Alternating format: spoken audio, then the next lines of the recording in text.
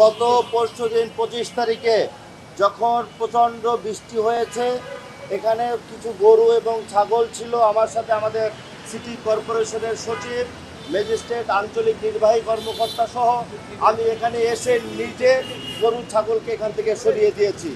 পরবর্তী সময়ে আমরা জানতে পেরেছি আবার কিছু কিছু মানুষ গরুর ব্যাপারীরা সহ এখানে এসছে। আমি রাত্র 1:30টার সময় এখানে এসছি। আজকে আপনারা দেখেছেন সকালে কিছু সামাজিক যোগাযোগের মাধ্যম এই জিনিসটাকে আগের চিত্র ধারণ করে তারা ভাইরাল করেছে। লোডশেডিং কিংবা ঘরের বাইরের তীব্র গরমে ওয়ালটন রিচার্জেবল ফ্যান থাকলে থাকবে শুধু বাতাস আর বাতাস।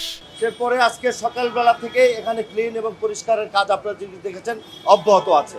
এখন একটা বিষয় হলো কি, একটা জিনিস দেখতে হবে, আগে মাননীয় মন্ত্রী বলেছেন এই জায়গাটা আমরা ইজারা দেইনি, এটা অবৈধ জায়গা। অবৈধ জায়গায় সিটি কর্পোরেশনের পক্ষ থেকে ইজারা দেওয়া হয় না। যারা এটা করেছে তাদের বিরুদ্ধে আমরা ব্যবস্থা নেওয়ার জন্য আইন